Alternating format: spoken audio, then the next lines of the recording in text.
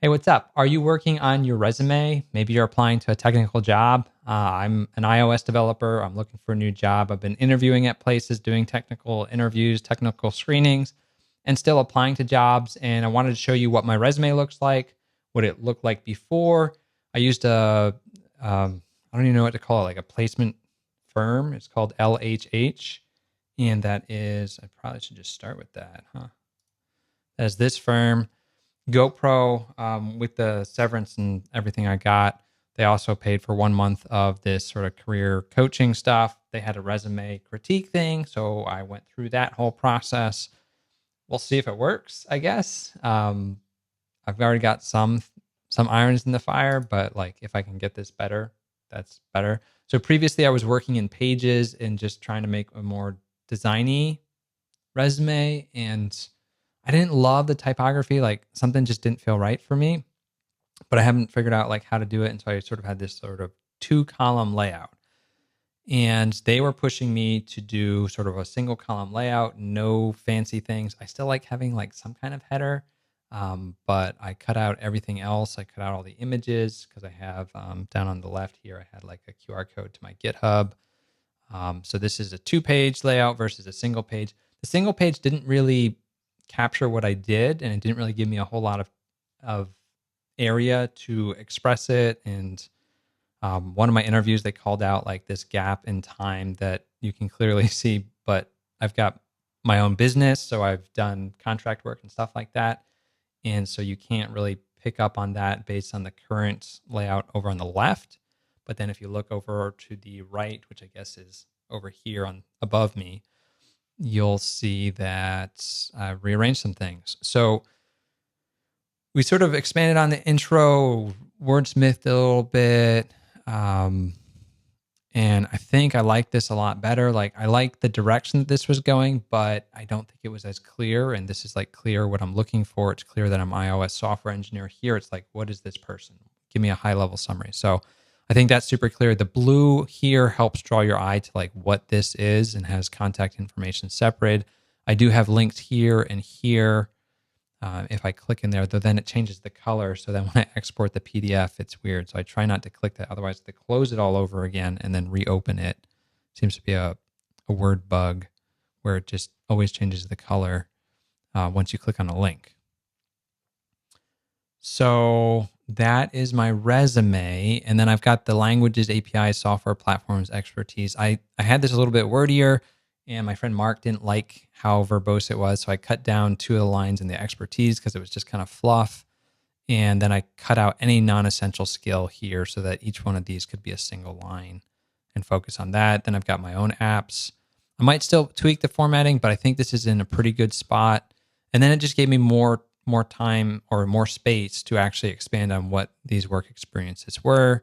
So I could sort of feature my own business on the top of the next page and then go over other experiences that I've had. And I still wanted to have some kind of like, who am I section. So I put about me at the very end. Everyone wants me to get rid of the janitor thing, but I think that's who I am. And I just want to keep that in there to like anchor my personality and my approach to life. So that's my resume. You can look at this for inspiration and do your own. I'm not using the I word here. So that was one thing they were big on, is like just add any sentence that you want to say I in, just like cut it out. So I enjoy collaborating with product just becomes enjoy collaborating with product and design teams. So I think that's a really good approach.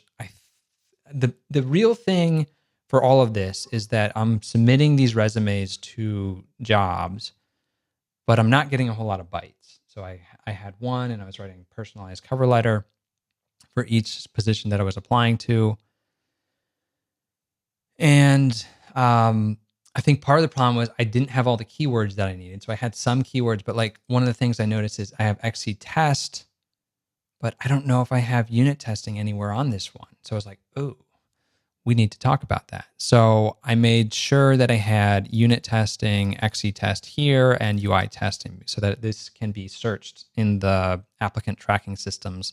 These are the ATS things that they'll talk about. They talk a lot about, LHH will talk a lot about that screens you out, but I don't think that's actually the case. I think the case is they're doing keyword searches and they're just not seeing your resume when they've got 150 people who have applied to a job. They're like, okay, I just need the people who know how to do unit testing. And this one over here, I don't know if it exists. Doesn't exist. It's not found. But if we come over here and we search, boom.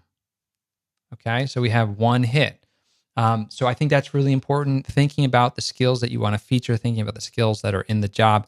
The other thing that they've told me, and I haven't tried this yet, so I don't know how effective it will be, is that I really need to cater each resume to each job. And so that means potentially changing this top section and then maybe tweaking these. And then I don't know if I need to change any of the other things. It depends on if I want to write more, but like those are two sort of easy things to customize along with a cover letter. And I was just customizing the top one or two paragraphs in my cover letter. So I think I'll do the same thing if I need to keep applying to jobs. But I think this puts me in a much better spot. Like it really summarizes me as a person and it has a little bit of personality to it. So hopefully you find this useful. If you're looking for a job, hit the like button and comment down below on what you're putting in your resume or which aspects of this were helpful for you. Again, I don't think the ATS thing is filtering you out. It's the recruiter, the person who's using the system to try and find the candidates. So that's what we need to work on is we need to make this, I guess on this side, more like this so it's searchable. Like the unit testing thing is big. And if the job posting has that term, make sure it's on your resume so that you're hitting those marks. So that's the big takeaway from me. That's what I'm going to start doing in my next round of applications if none of the jobs that I've interviewed with give me an offer. So that's where we're going. Thanks for watching, and I'll see you in the next video. We're going to talk about debugging. So if you like this video, tomorrow we'll have a video on debugging. It'll be fun.